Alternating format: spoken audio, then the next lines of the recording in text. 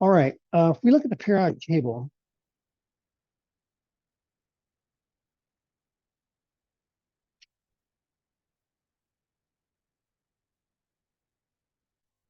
remember we had S shell electrons, which were located over here, and including helium. And then we have P shell electrons over here in the green. Let me do one last focus so we get any crisper.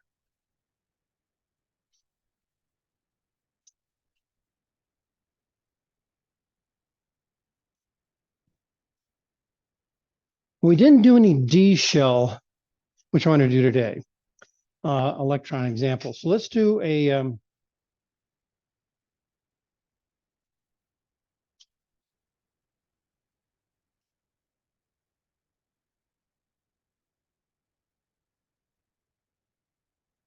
actually, I guess we did. I didn't remember. I didn't think we covered D's. I guess we did. Okay, well, we're going to review this. So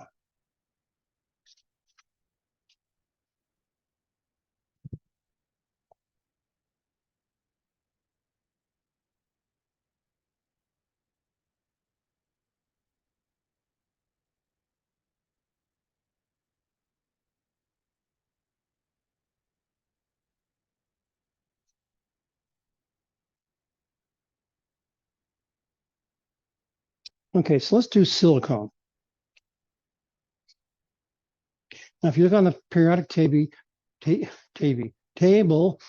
silicon's got 14 electrons. We have to account for all 14 electrons. So also, silicon's located in the third period down, or the third shell down. So that means we have to have 1s, 2s, and 3s in terms of electronic configuration. So we've got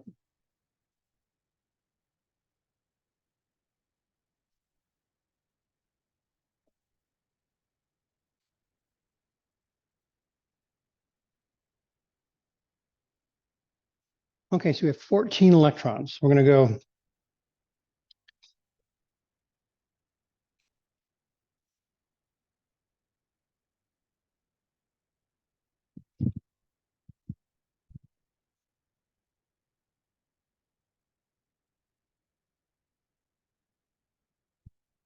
that's better. Okay.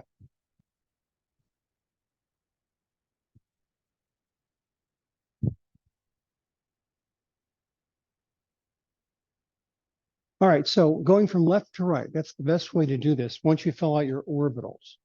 Okay, so we're going to fill the S's first because they're more stable than the P's. They're closer into the nucleus.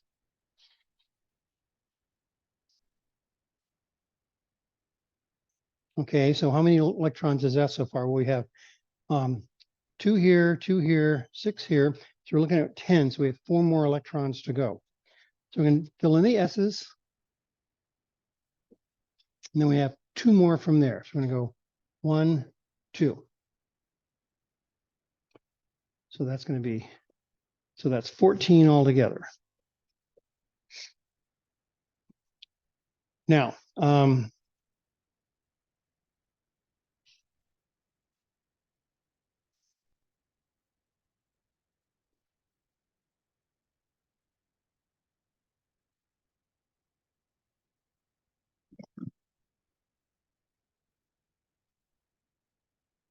the core electrons are below to the left of the outermost set of orbitals. In this case, it'll be the 3s. So the 1s, the 2s, the 2p's are all valence electrons. Remember, all core electrons. Core electrons are extremely stable. They don't participate in the chemistry of the element at all. Valence electrons is where the action is. The reason for that is they're not as stable as the core electrons. Hence, they want to become more stable by reacting with something else, either by sharing electrons or transferring electrons, either way.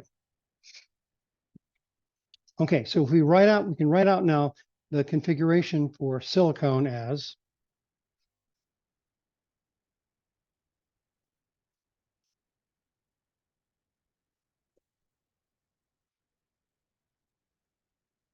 and remember, when we write out the configuration,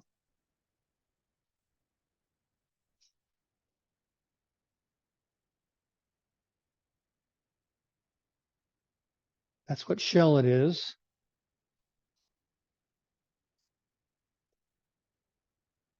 Subshell.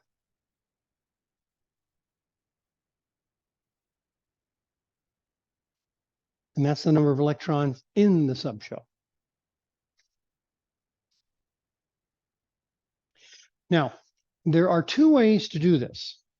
I did not talk about it last time, and I want to talk about it this time. Sometimes they'll say abbreviated form. And what they're talking about there is replacing the core electrons with the nearest noble gas configuration. So here are our core electrons, 1s, 2s, 2p's, full. That corresponds to neon. So if you look at the configuration for neon, up there, it's going to be 1s2, 2s2, 2p6. So what we're doing is we're taking that and substituting it in for that. So now we can write this instead of 1s2, 2s2, 2p, 2p6, 3s2, 3p2, we can write it as neon 3s2, 3p2. So this is the core. This is valence. Now I want to emphasize yet again, the valence electrons are the unstable ones that want to be more stable by reacting. Hence that's why they're more stable. Okay. So that's what's new today compared to last Friday. All right. Okay, so now you have the option of doing it either way. You can write out the long one, but if you look at uranium has 92 electrons. So doing it the long way is really long. Doing it the abbreviated way, using the noble gas configuration of the nearest, and the way you do that is you just go up. So that would be Rn there. Okay, so let's do some that involve d electrons. Now, d electrons, the shell number is weird. And F electron numbers are even weirder. But the Ds do not correspond to the shell number like we did iron last time. So let's do iron.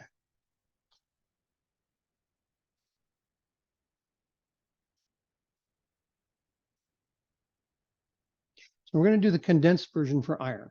Okay, iron is in the fourth period, fourth shell, and the nearest noble gas is you go up one row and over to the right. So it's argon.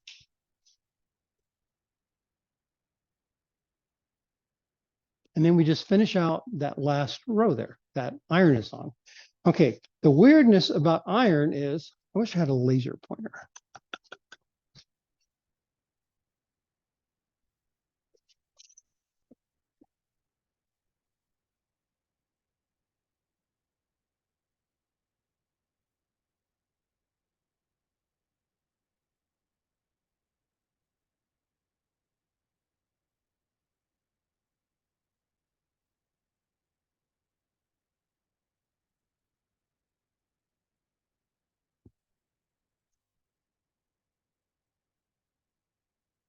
So iron is on the fourth period, but because we're starting to talk about those middle transition metals, it's going to drop down one shell number.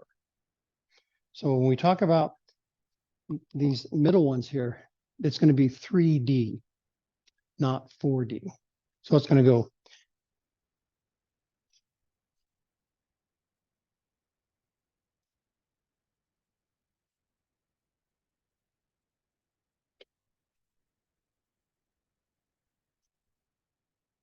we're going to go 4s2, and then we're starting to hit the D's now. Because we started on 4, it's going to be 3. And how far over do we go? Just count in. 1, 2, 3, 4, 5, 6.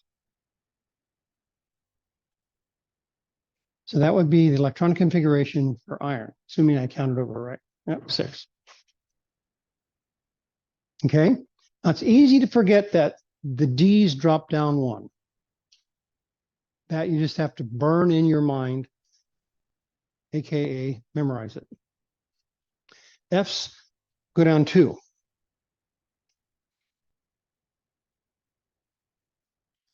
Okay, so we're going to be responsible for knowing how to do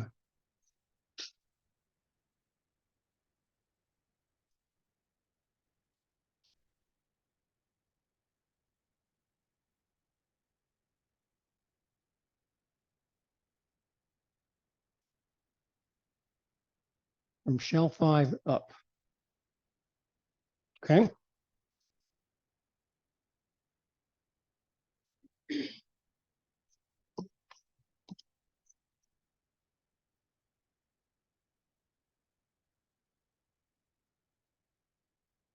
Okay, now I wanted to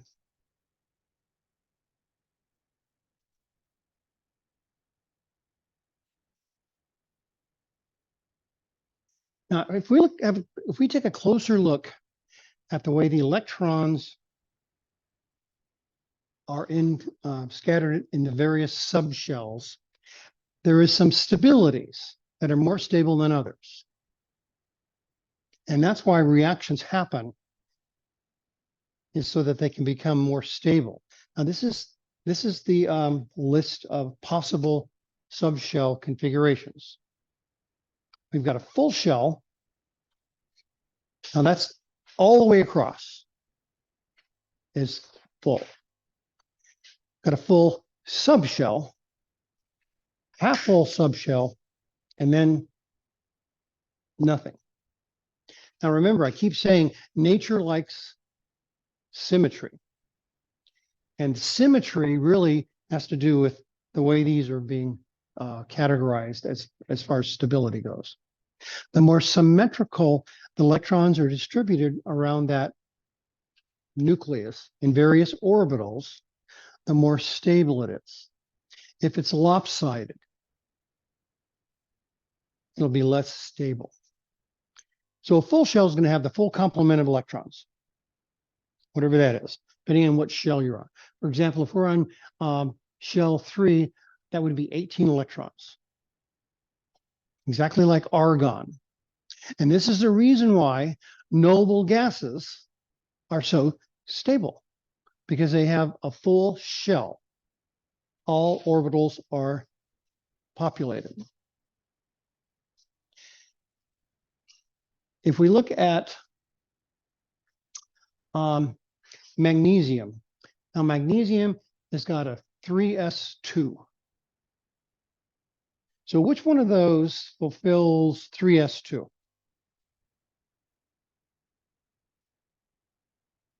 One, two, 3, or 4?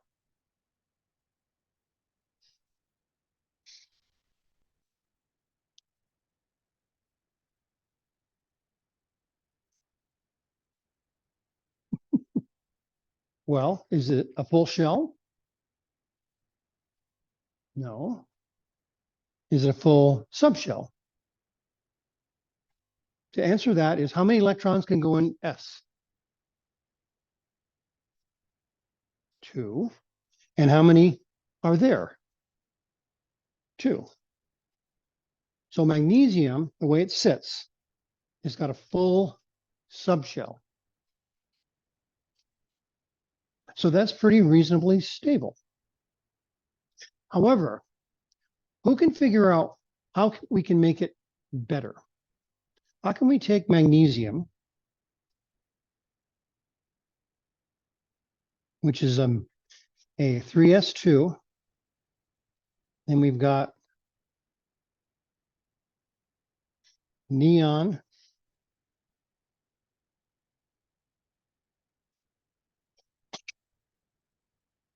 okay, so that's magnesium. Now and it's not the ion, it's the metal. So right now it's stable because it's got a full, and that is an S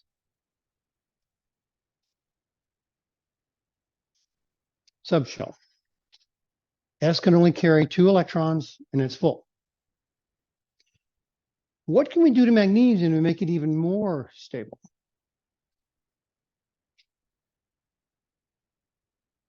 Well, what's more stable than a full subshell?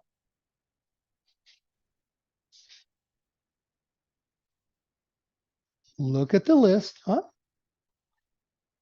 One or full shell, right? Yeah. A full shell is more stable than a full subshell. So what has to happen to magnesium metal to become a full subshell, a full shell?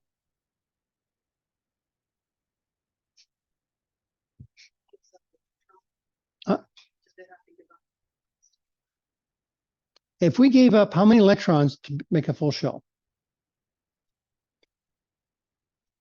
2.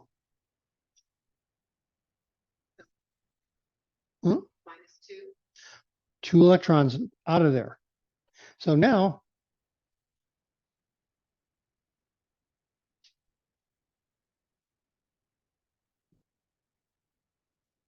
so if these 2 electrons are transferred away, we end up with magnesium plus 2.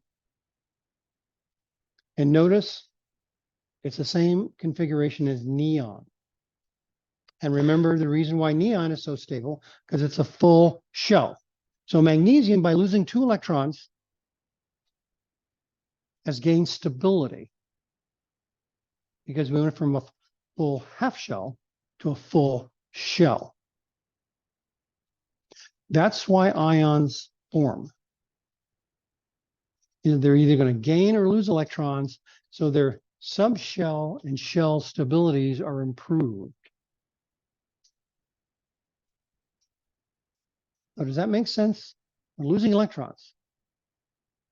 By losing 2 electrons, we have a full shell now, just like the noble gases. Let's look at chlorine next. Okay, chlorine 17 over there. It's also in shell 3, so that is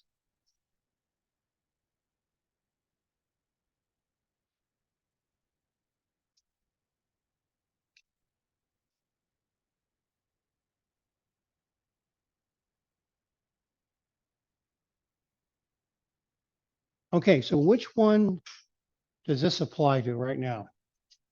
The full shell, full subshell, half full subshell, or nothing?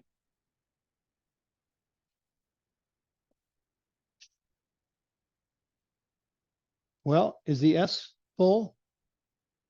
Is the S subshell full?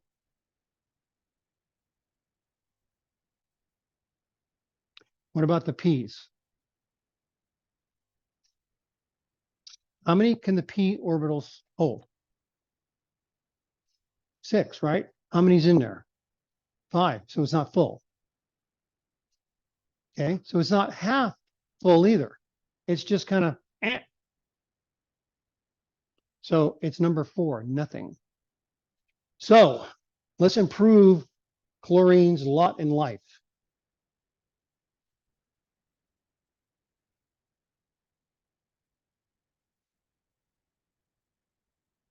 What could chlorine do to become more stable? Now think what we did with magnesium. We lost 2 electrons. Gain how many? Well, the one that needs to be gained is in the p orbitals, right? How many are we missing? One. So if we gain one electron,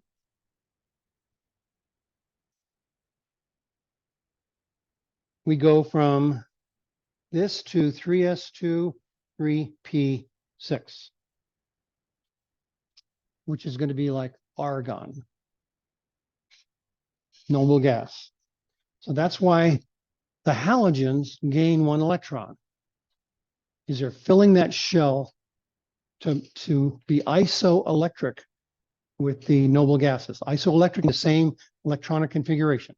Isoelectric.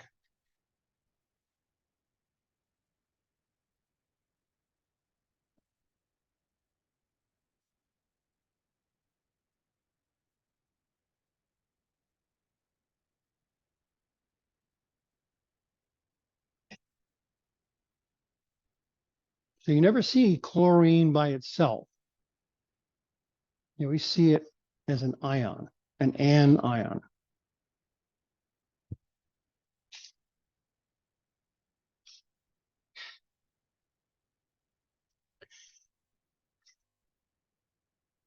All right, so let's look at iron again.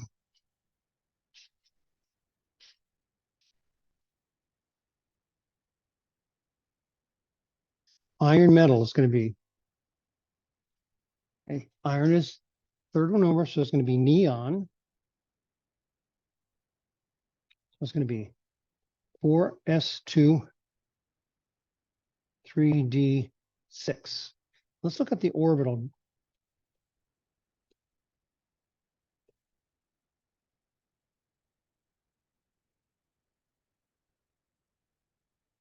Okay, so that's what the orbital diagrams look like.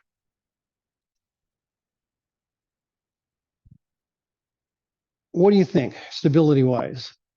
Full shell, full subshell, half full subshell, or nothing?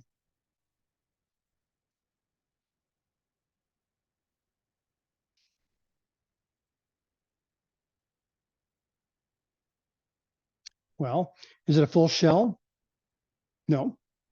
Is it a full subshell? Here's the subshell D. D, as if it's full, 10 electrons.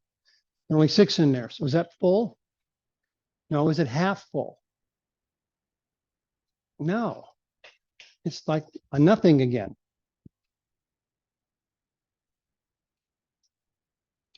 So how could it improve its life? How could it become more stable?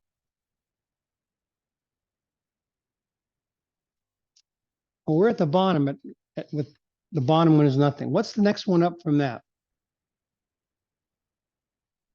Half full.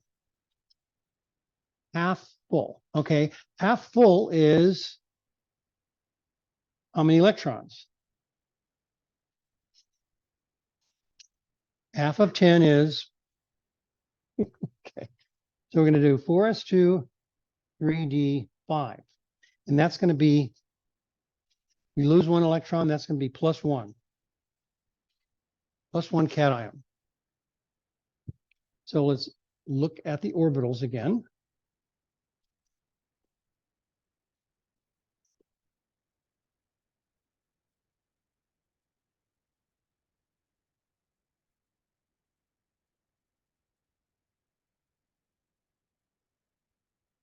So half full subshell. So it's gone from really nothing, more stable now, and half full. So you frequently see iron 1, iron +1, ferrous ion. Okay.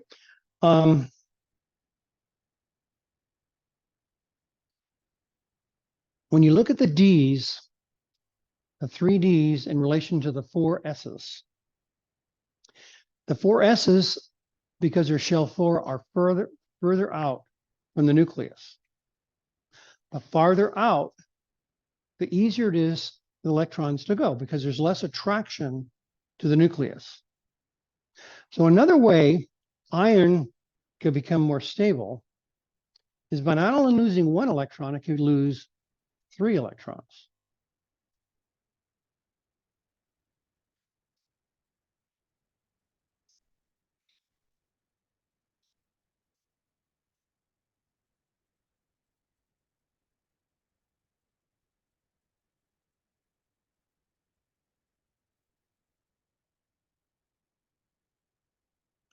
Which do you think is more stable?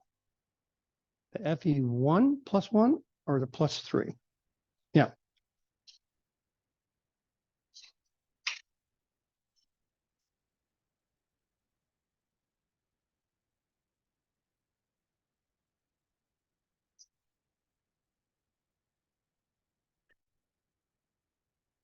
I mean further up? Because in the center of the periodic table are the Ds, 6 over. That's where the 6 comes in. And there are 5 orbitals, so you have to fill the 5 orbitals with 1 electron or you pair them up. Is that your question?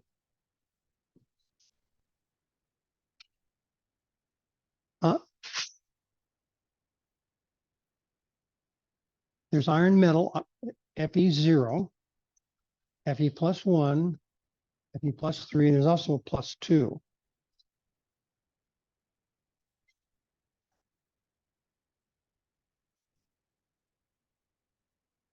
The Ne? Oh, we're just doing the shorthand notation. So if you substitute in the electronic configuration for neon, it's 1s2, 2s2, 2p6. You can have that in there or just neon, because they're the same thing.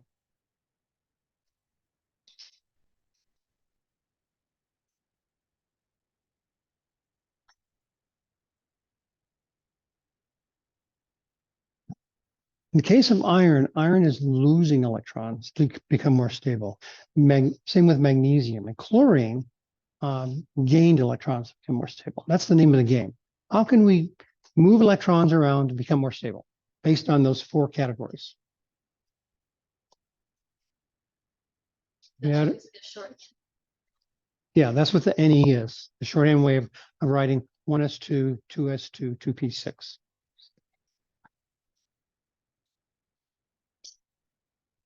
Right, right. Question, still catching up. So one question that I have kind of related is why are we putting neon in the configuration? Why are we not putting argon?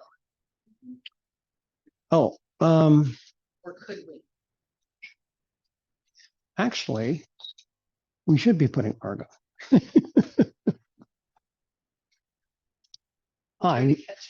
I messed up.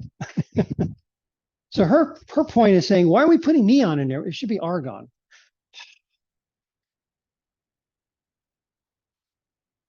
Because it's 1 up.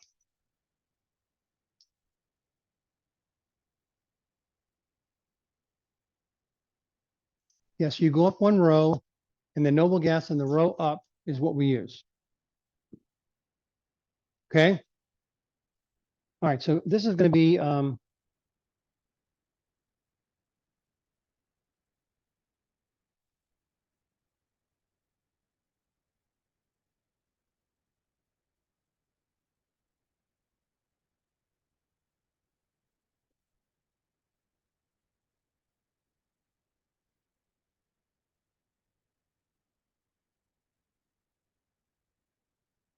so the Fe plus 3 is going to be 4s0 because we remove those 2, and 3d5, and we remove 1 from the Ds.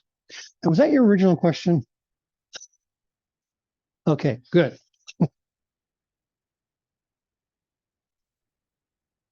How do you go from iron to what?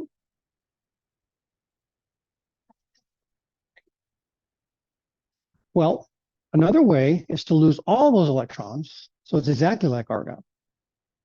But then you're losing a lot of electrons. So if we start off with iron, regular old iron 0, we have 6 Ds, 2 S's. We lost all those. That's 8 electrons. In other words, we would be at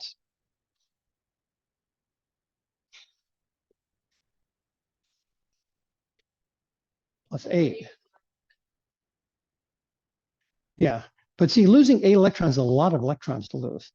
It's better if you lose or gain the smaller number than a big number. But theoretically, Fe plus 8 is doable because now we're at a full shell like argon electronically. Now, in the nucleus, we still have protons and neutrons that are not like argon.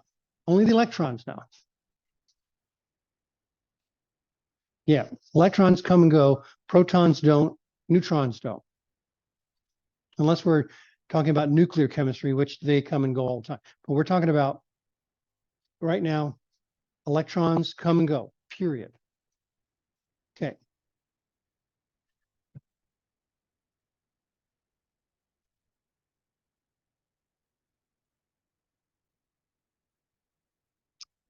We don't have enough electrons for Kr.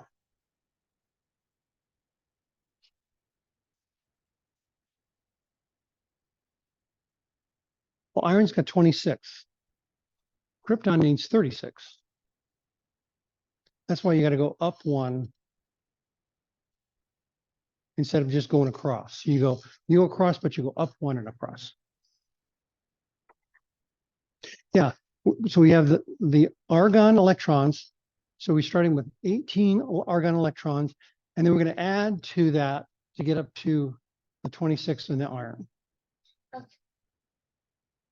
So are we taking the difference between like 26 minus 18 and then doing AR and then figuring out how to do that 26 minus 18? I'm dumb today, but 26 minus whatever that is. Yeah, it's even easier than that though. Okay. Just look at the periodic table and just count. And just count it? Yeah. Okay. Just go from left to right. Oh, and then you just, however many you counted, that's where you need to slot them in according to. S should have like up to 2 of them and D Yeah. should have up to 10. Exactly. Exactly. Exactly. Just need to practice. Huh? I think we just need to practice, that's all. Yeah. Well, there's a ton of practice on Canvas in files.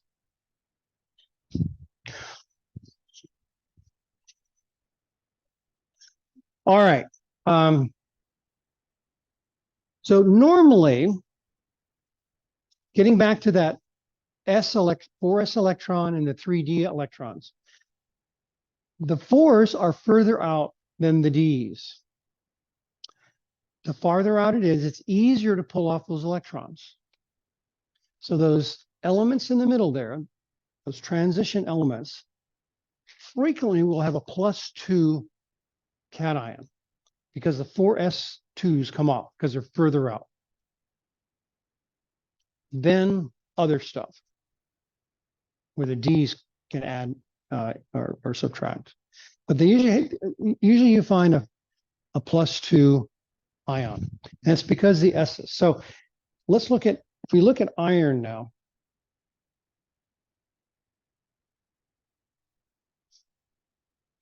how does iron +2 look? Okay, well, that's going to be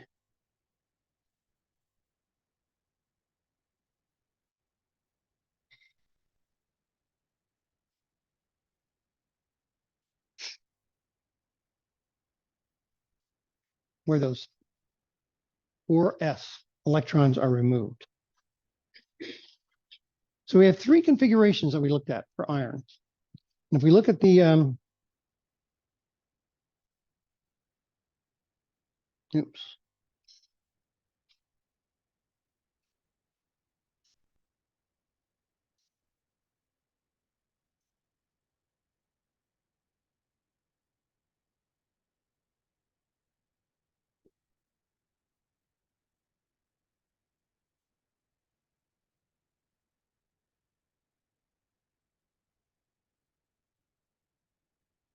We have 4 versions if you count the metal.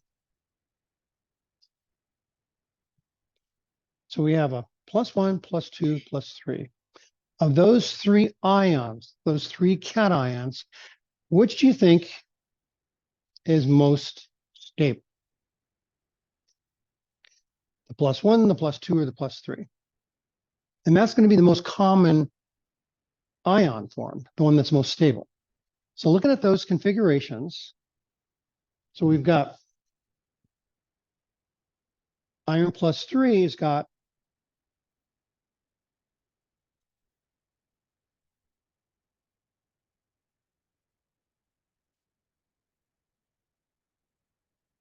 a half full subshell.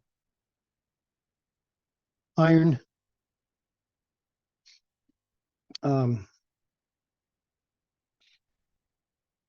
iron +1 has got a half full shell.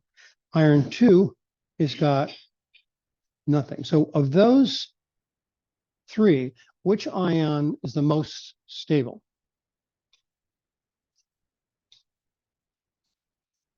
Yeah. Fe3 has got no nothings. That's a double negative, but and it's got half full subshell. Two ways. So the Fe +1 and the Fe3 both are kind of the same. Fe +2, all it did was it lost the S's, but kept the P's unstable, or excuse me, kept the D's unstable. It was nothing. So the bottom line is electrons can come and go if it can become more stable. And that's why the metals, remember on your tests, a lot of you people forgot about the F's down here when you did the metals, but most of the elements in the periodic table are metals. And the metals all form cations, become more stable. The nonmetals form anions to become more stable. So they gain electrons because they're close to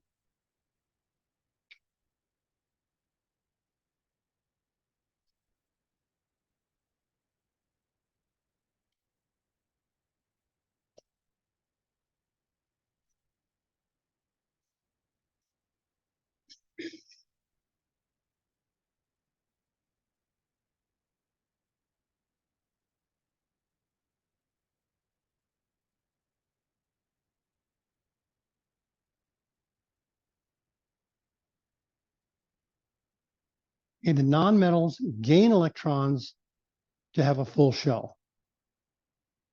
So that's why the nonmetals are anions.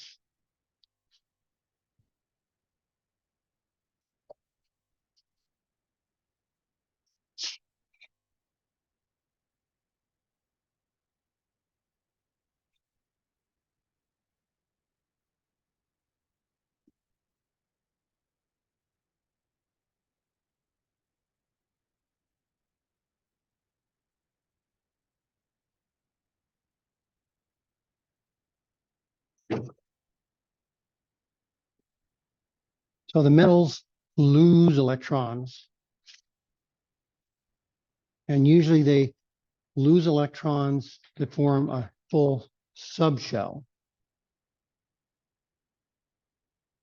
Now, there's some exceptions like the alkali metals and the alkali earth metals. If they lose 1 or 2 electrons, they can actually get a full shell. But normally, there's not a lot of them that go all that way. Most of them form full subshells, not full shells. Okay, so that's what I wanted to talk to you about electronic configuration. It really explains why ions form. Instead of memorizing group 1, group 2, they form cations. Group 7, the halogens, group 6, etc. We now know why, and you need to articulate that. Why those stable formations occur.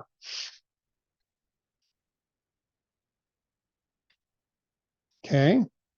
Now, I put a lot of worksheets on Canvas files with answers to practice.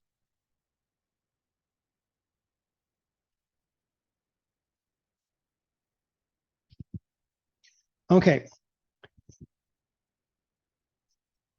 Are any questions about this? She's in the back going, no, no, no more. Okay, so let's talk about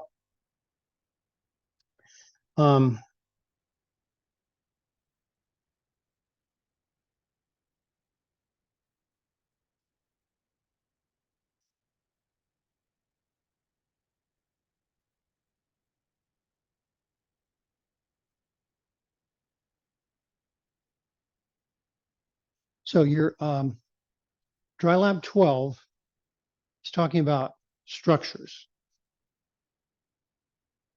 The first thing I want you to do for dry lab 12 is do all the Lewis dot structures. Because that's step number one when you're doing the more sophisticated step, and that's called valence shell electron pair repulsion, or VESPR. So step one, Lewis dot structure. That's why it's crucial you know how to do Lewis dot structures. Okay, so I want to review that today before you start your lab. It's been a while since we've done these.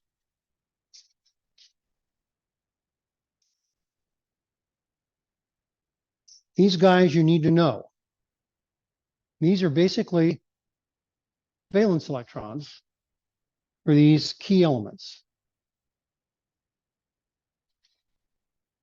Now, the ones that we're going to use more of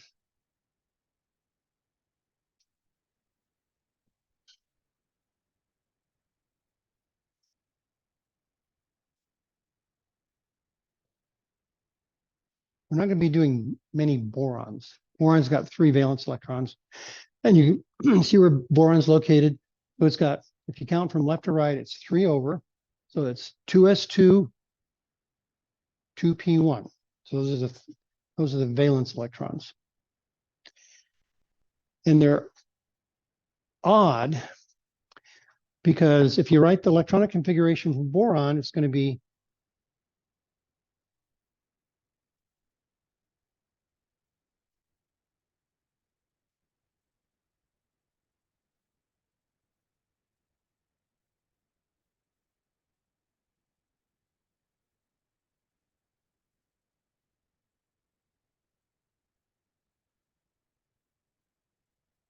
so now that we know about electronic configurations, what can you tell me that's odd about the way boron is portrayed?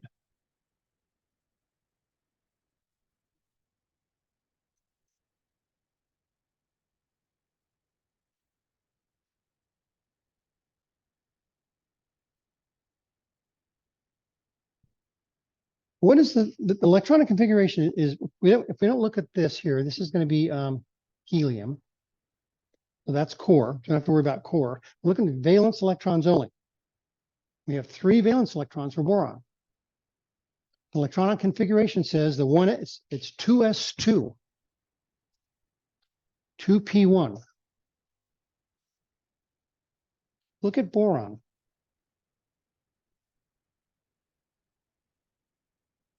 How many singletons does boron have? 3. But look at the electronic configuration. How many singletons you have there? 1. That's the conundrum. That's the weird part. It's because we have Lewis, we're doing Lewis structures, we have 3 singletons. Okay.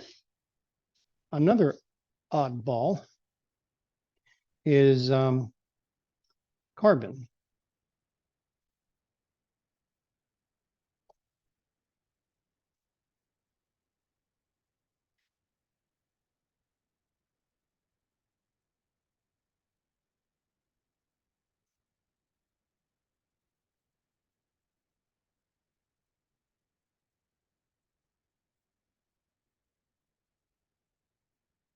Okay, looking at the electronic configuration, how many singletons do we have?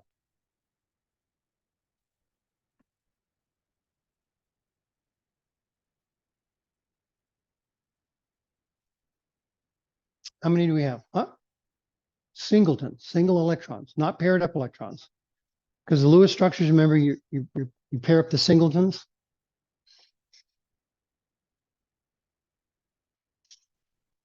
Got two. When we do Lewis structures, how many singletons does carbon have? Not two, they've got four. That's another anomaly. So when you get into your next chemistry class, you're going to find out why that is. That's called bond hybridization. And that's how we end up with 4 singletons and 3 singletons. And whenever I teach that, I talk about, remember the episode, I think it was Wrath of Khan, where Spock was behind that thick plexiglass and he was extremely exposed to radiation and Kirk was trying to rescue him. Remember what Spock said? He goes, of course he does this. He says, the needs of the few don't outweigh the needs of the many. So in the case of bond stabilization, what we do, and you'll see that in intimate detail in the next class, basically we destabilize one and we stabilize the other. And the stabilization outweighs the destabilization of the other. So that's why the bond arrangement is hybridized. I can show you in the lab. The lab's going to be in here, by the way, dry lab, how that works if you're interested. But you'll get to that in your next class. It's called bond hybridization. Okay, so those are the two anomalies when we're doing Lewis structures. And of course, silicone being underneath carbon is the same as well, 4 singletons. Okay? So we're going to have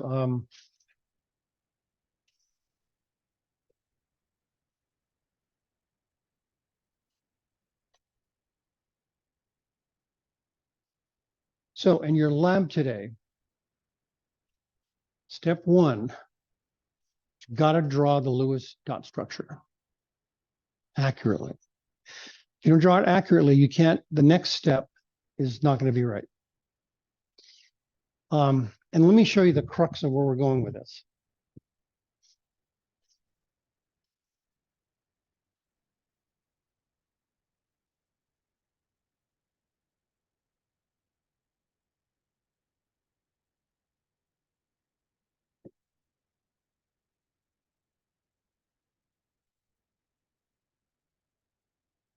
Okay, Lewis says that's the electron or the Lewis structure for water. But when we do the advanced step, it's not that.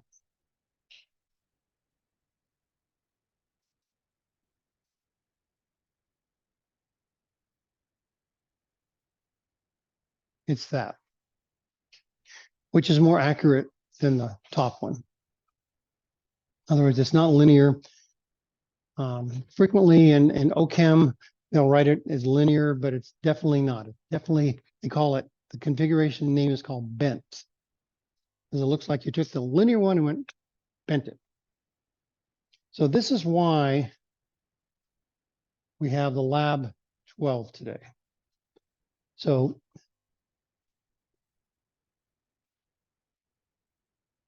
and that's the technique we're going to be using to go from Lewis to the VSEPR, valence shell electron pair repulsion. And there are 6 versions of this. We're going to be talking about in here tomorrow, the first 4. Give me a minute. First 5. Okay, so what I want you to do is we're going to start lab 12. Now, are there any questions about Lewis structures? Do you want me to do a couple just for practice? Okay.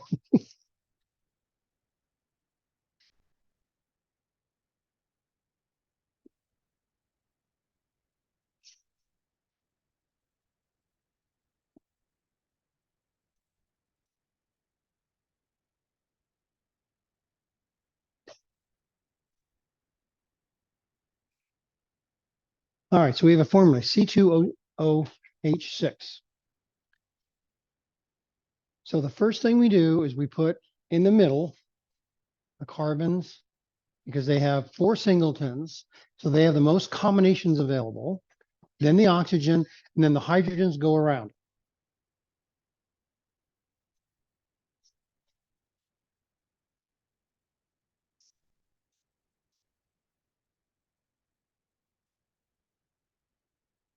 Okay, but the carbons always go in the middle, or silicon, because silicon and carbon have the same valence setup.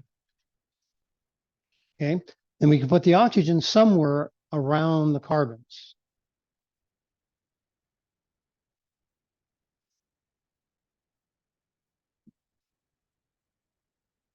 Now we have 6 hydrogens. Now the hydrogens always go on the outside because they can only have one bond. Same with the halogens, chlorine, bromine, iodine, all those have one bond as well, one singleton.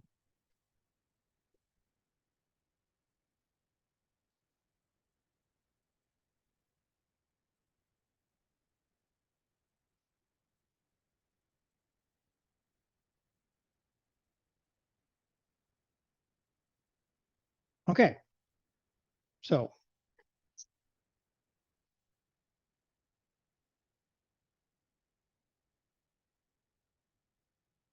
during this dry lab today, I'm going to leave this up here, the steps. Okay, so step number 1 is we did what I just did. You put the elements with the most singletons in the middle, and then the next most singletons further out.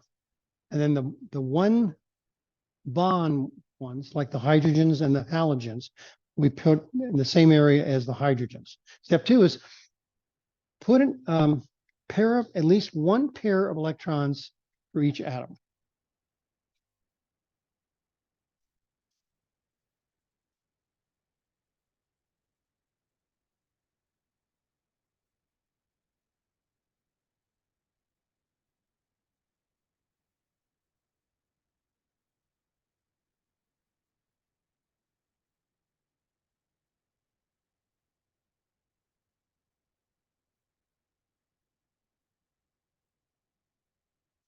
Now we have a singleton on the oxygen and we have that hydrogen. So we have 2 options. We can move the singleton around to the hydrogen, or we can move the hydrogen around to the singleton. Doesn't matter. You move stuff around in free space. So what we're going to do is we are going to move the pair of electrons around. So now that singleton is near the hydrogen. Okay. So we connected all the singletons, paired them up. Those correspond to a bond, and we're sharing those electrons. So it ends up being a covalent bond. Next step is, are there any lone pairs by themselves? No, there aren't any. So now we're going to go to the next step. The next step is proofing whether your structure is legal or not. Okay, that's step 6 and 7. First thing is, do all atoms have an octet except for hydrogen?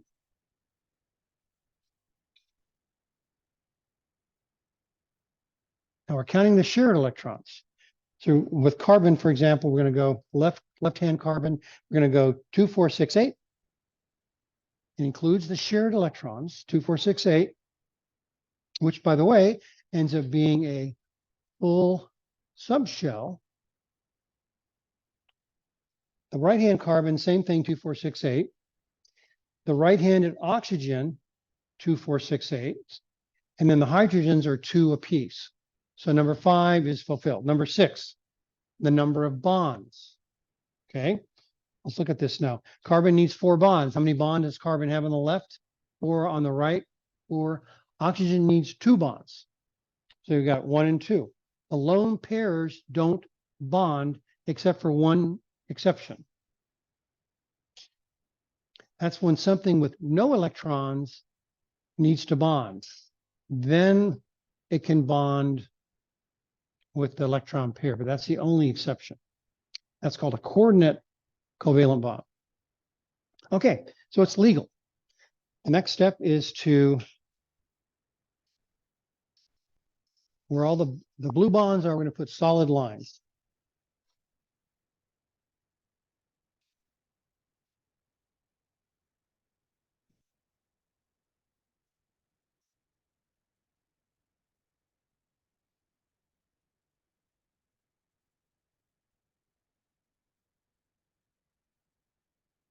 and that is ethanol. That is drinking alcohol.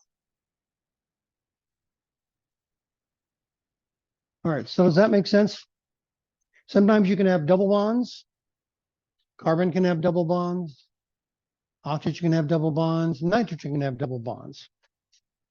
But the bonds have to add up. Like with carbon, they have to add up to 4. Nitrogen, they got to add up to 3. Oxygen, 2.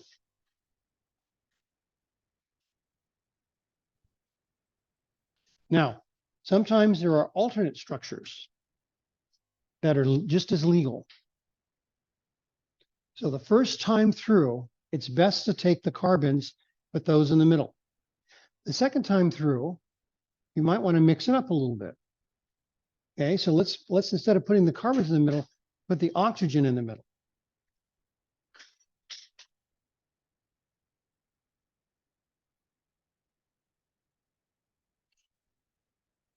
Oops.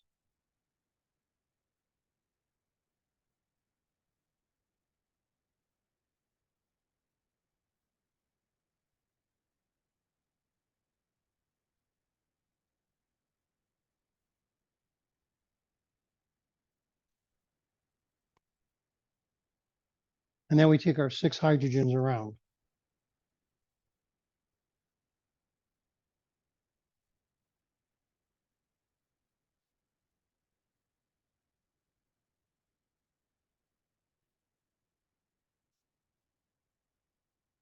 Okay. Next step is we connect everything up with one bond, one shared pair.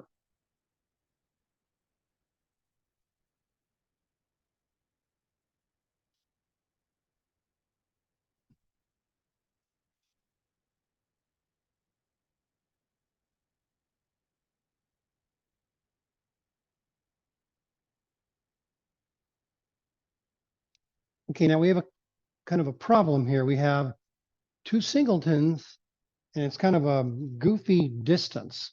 So let's bind them up a little differently.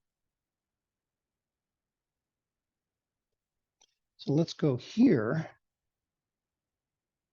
And then this one can go there. Okay, so no lone pairs by themselves. So the next step is making sure it's legal. Carbon needs 4 bonds. One on the left, 1, 2, 3, 4. And one on the right, 1, 2, 3, 4. So that's good. Octet. Carbon needs 8, 2, 4, 6, 8. Oxygen needs 8, 2, 4, 6, 8. Carbon needs 8, 2, 4, 6, 8. Oxygen needs 2 bonds. Got 2. And hydrogens are on the outside. So this is legal also. So this is an alternate Lewis structure with that same formula.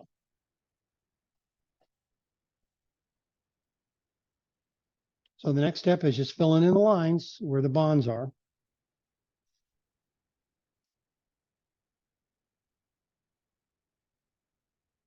And don't forget about the electron pairs, because when we get into the Vesper part of this, the lone pairs are extremely important. So it's crucial you leave them there.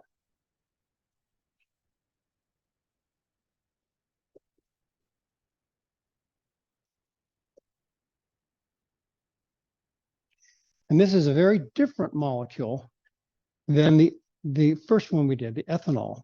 This is called dimethyl ether. You don't need to write this down. That's just the name of it. That's an OChem thing. Dimethyl ether is used not much anymore, except for maybe gangsters. But it used to be used in the medical field as a start for general anesthesia. In 1954, I had my tonsils out. And what they do is they take a stainless steel screen and they put a cloth on it and then dunk ether on it. And it goes over my here. And I breathed it in and out I went. So all I remember is this screen going like this. For a 4-year-old, it's not cool. Okay. All right. So bottom line on this one, there are alternate structures. Also want to mention one other thing.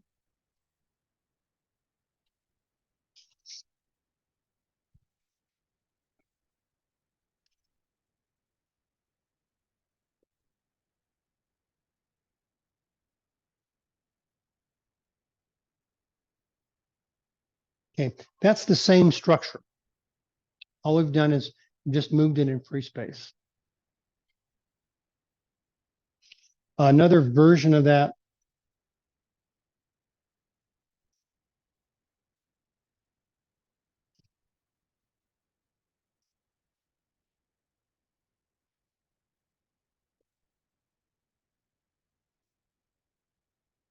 would be that.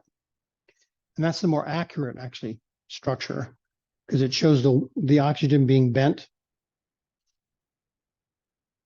So all those are equivalent. They're all legal fluid structures.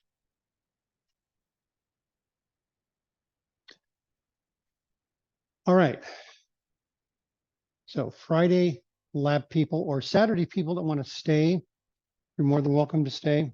And you could work on it here as well, or we'll just see you tomorrow.